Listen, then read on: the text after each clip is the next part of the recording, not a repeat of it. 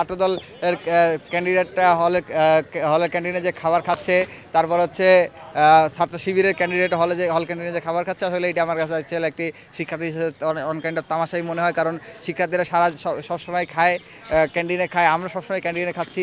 কিন্তু যখন মানে আপনার ক্যান্ডিডেটটা যখন হঠাৎ করে একদিন খেতে আসতেছে, যে মিডিয়া নিয়ে আসতেছেন শুধুমাত্র হচ্ছে মানে নিজেকে বোঝানোর জন্য তিনি ছাত্রদের সাথে খান, এটাকে আমি খুব বেশি ইতিবাচকভাবেও দেখছি না, আবার নেতিবাচকভাবেও দেখি না। দুইটা দিকই রয়েছে। ধরেন ইতিবাচক হচ্ছে তারা শিক্ষার্থীদের সমস্যাগুলো বোঝার চেষ্টা করেছেন, আর নেতিবাচক দিকগুলো হচ্ছে যে তারা হচ্ছে আপনার এই যে এতদিন পর শুধুমাত্র ডাকসুকে কেন্দ্র করে যে ক্যান্ডিডেট খাইতে আসছেন, এটাকে আমি আসলে ইতিবাচকভাবে দেখি না।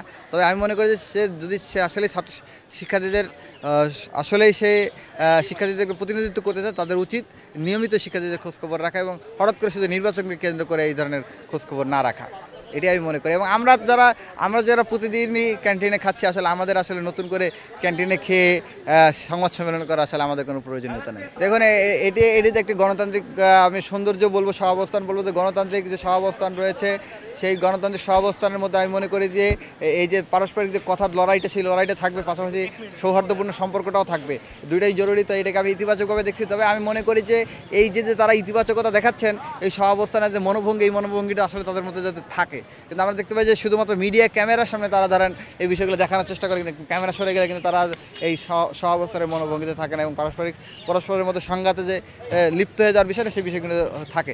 সেই বিষয়গুলো কিন্তু আমরা দেখতে পাচ্ছি আর কি।